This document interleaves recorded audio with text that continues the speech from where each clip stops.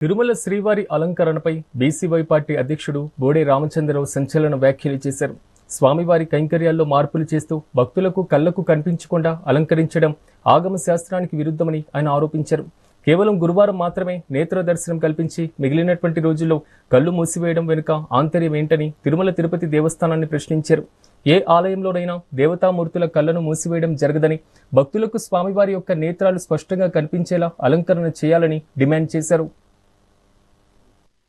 ప్రపంచవ్యాప్తంగా ఉన్న కోట్లాది మంది భక్తులకు సంబంధించిన మనోభావాలకు సంబంధించిన అంశము, కోట్లాది మంది హిందువులకు సంబంధించిన అంశము, కలియుగ ప్రత్యక్ష దైవమైన వెంకటేశ్వర స్వామి విషయంలోనే కల్తీ జరుగుతోంది, అపచారాలు జరుగుతున్నాయి, అన్యాయాలు జరుగుతున్నాయి అంటే మరి సమాజంలో మిగిలిన అంశాలు ఏ విధంగా ఉన్నాయి అనే దానిపైన ప్రతి ఒక్కరికి ఈ అంశం పైన ఆవేదన ఉంది. ఇప్పటికైనా ప్రభుత్వము ఒక్క తిరుమల విషయంలో రాజకీయాలు చేయడం మానుకోవాలని చెప్పి ఈ సందర్భంగా నా అభిప్రాయాన్ని తెలియజేస్తున్నాను.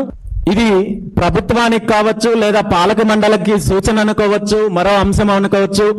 ఈ అంశము వివాదము కాదు, విమర్శ కాదు.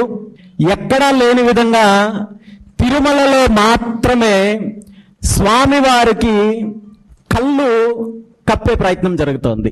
అంటే వెంకటేశ్వర స్వామికి తిరునామం ఉంటుంది, నుదుట నామం ఉంటుంది తప్ప కళ్ళు మూతపడేటట్టు ఉండాలి అనేది ఎక్కడ ఏ శాస్త్రంలోనూ లేదు. ఇప్పుడు కేవలం ఒక్క గురువారం మాత్రమే నేత్ర దర్శనం పేరు చెప్పి స్వామికి పూర్తిగా ఆ కళ్ళ నేత్ర దర్శనం అయ్యే కార్యక్రమం జరుగుతోంది. కానీ మిగిలిన రోజులంతా కూడా కళ్ళుని కవర్ చేసే ప్రయత్నం జరుగుతోంది.